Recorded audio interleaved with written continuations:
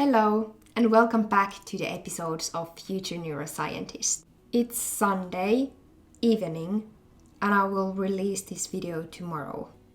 This is exactly one part of the episodes what I'm gonna share, my study journey.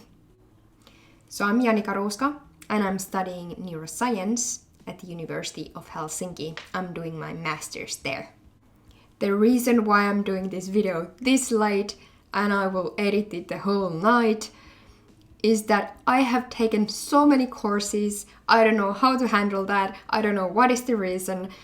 At the same time, I'm excited, and at the same time, I'm overwhelmed.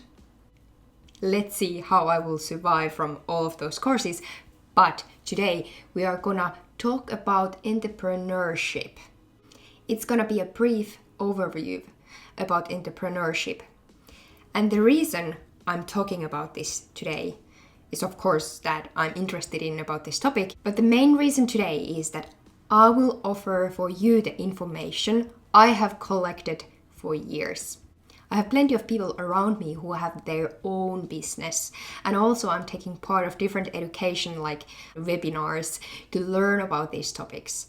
So I'm trying to put the kind of main information there. And this video is exactly for you if you are thinking to start your own business. So welcome to today's episode.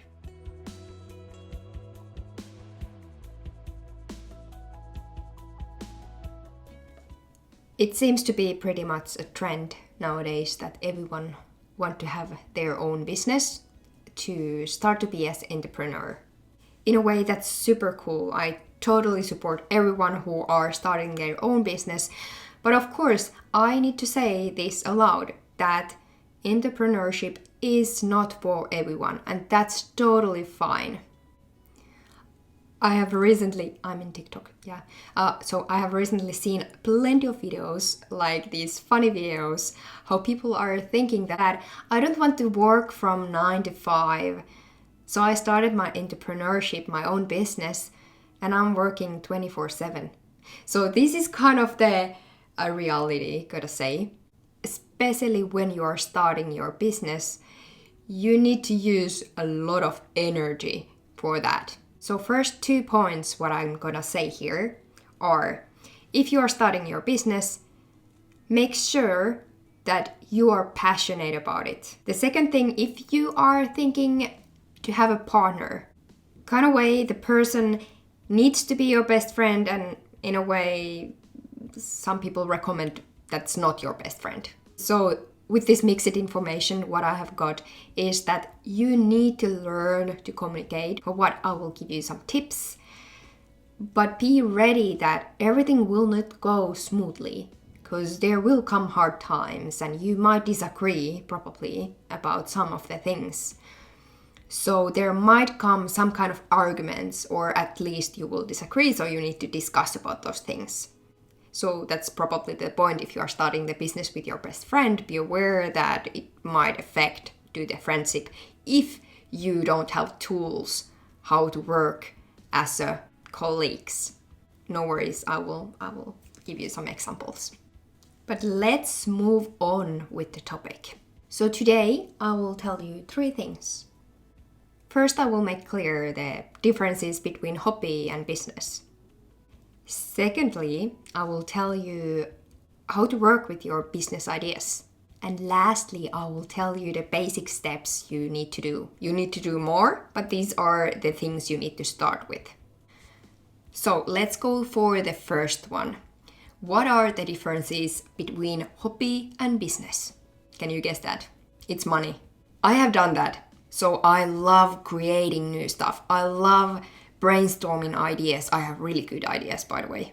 And I have created so much for free. And in a way, free material is really good.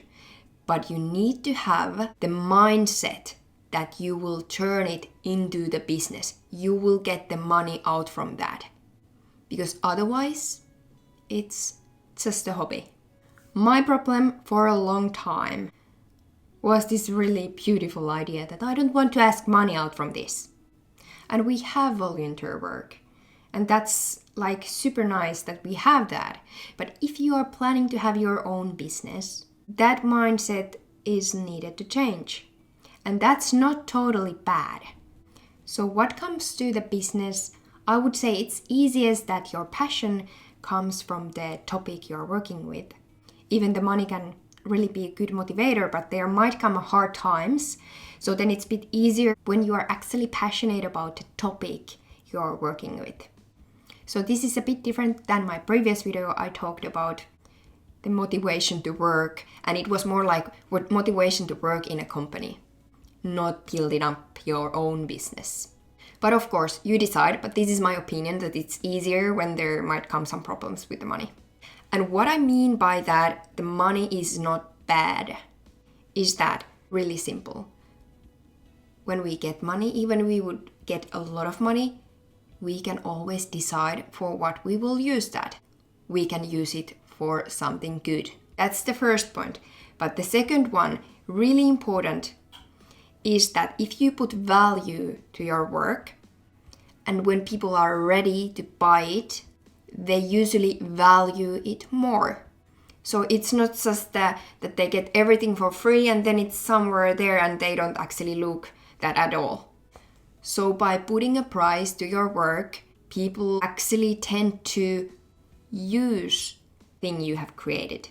And if you look back about how much you have studied, used your own time, your own money, and also how much money you need to use to your product or service, there are plenty of things you need to use the money. So of course you need that money too. So this is the first step. If you have the same problem that I used to have, change your mindset with the money. Money just changes the owner and it will go for some other people later on. Oh, and sometimes people are just creating a lot of ideas and they don't do anything, they don't have the action there. I want to remind that no matter how good is the idea, if it's not available, it's just a good idea. Even way more worse ideas have become successful business.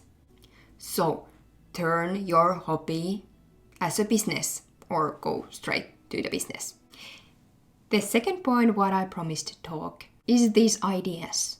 So quite often we are thinking that can we say our ideas aloud? Because what if someone steals our idea? And that is a good thing to think about. There are always the risk. But I want to remind you that probably the idea is already existing. Sometimes it's not, but we have quite many people in here. And also one point is that we are so busy, every individual who are creating their business, we are so busy with our own ideas that if we start to steal ideas from everyone else, we don't get anywhere. But yes, that sometimes happens, that someone hears something and the other person has already created something maybe similar and then kind of steals the idea, makes it better, so on. So that is the risk. But in a worst case, you create something really good, work with it, spend hours, days, months, years, you create this awesome thing, then you release it, and then there is none who is interested in about it. So creating things in your own head is not the best case. But of course, you need to think when you are gonna talk about it and for what kind of audience. So you might have few really close people with who you can talk those things, brainstorm things. And as I have mentioned in my previous talks, other people might have gone through the similar things. So they might be able to help you, to give you new ideas, to give the channels where you can go with your ideas. Maybe don't talk with your worst competition or with the whole world. And of course you can think the timing. So if, for example, if you have created this idea in your head, it's kind of ready in your head, but you haven't maybe used the actual time to create it, but it's ready in your head, in your thoughts. And then when you talk about it with someone, and if that someone wants to kind of steal it, but you are already like really prepared for that, for every step you know what to do, not every step, but many of the steps, then you are forward to that person. The other thing is that you can, of course, choose how to talk about your idea. So if you are pitching your idea for someone, make yourself as valuable as possible. Make them believe that without you, the idea is worthless. So you have the action plan. You are the source for the most important information what comes to that project. So be aware for who you talk, when, and make yourself as valuable as possible, but talk with someone. The last thing what I will talk about today are the really concrete steps. Some of these we have covered already today, but now I will make it as clear as possible. So first of all, you need to have your idea and think how your idea will serve the customers. How you know that? You need to know your customers. Who are they? Why they would buy your product? How that help them? That's the first step. Then when you move forward from this creating phase to the business phase, the next step is to create a business plan. Basically, the business plan has many things inside. You can Google, you will find kind of ready-made forms, how to fill it and what to add there. But the basic idea is that you have your aims for your business. You know for who you are creating it and all the costs and money, what you will get from that. Kind of the plan, how to make everything happen. You need to be also really clear who are your competitors. And if your answer is that there is none, that's not true. Someone is doing something similar. Even that wouldn't be exactly what you are gonna do, someone is doing something really similar. It can be really small business or it can be huge, but you always have your competitors. And think why your product or service is better than what they are offering. Learn from them. The last step, which is actually included to the business plan, but it's really good to do the calculations separately. Calculations for what you will use money and from where you will get the money.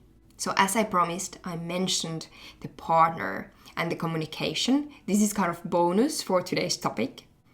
I would say the most important thing when it comes to communication is honesty.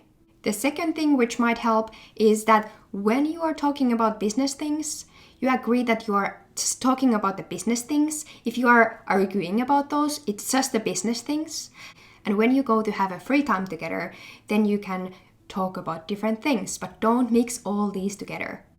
Of course, you can have fun and enjoy with working together, but that's the place where you are working. One really good thing is also to say things as soon as possible. So if something bothers you or you have some idea, really good one or bad one, say those as soon as possible. Just briefly back to the honesty. Honesty is really, really important in many, many ways. It's really good to have the kind of space to express what you are thinking, how you are feeling. Even you would be unsure if you want to continue with the topic, but if you try to hide all that, people can sense those. So it's really important that you are able to talk about those things and talk about those things really safely. So those, I would say, are the most important. But taken together today's topic, you have your idea, it's based to your passion. You are ready to work hard for that. You are ready to turn your hobby ideas to business, to actually earn money from that. You have probably talked with someone about the idea. You have created, or you are gonna create, business plan. And in the business plan also, you can describe your aims. You know your customers. You know for what you are using your money and from what you are gonna get the money. This was all from today. In the next episode, we are gonna talk about how it is to work in academia. And gotta say that there are some similarities between entrepreneurship and working in academia. I will open that world a bit for you on the next episode. Remember to subscribe to the channel. Thank you for joining me today. See you on the next time. Bye.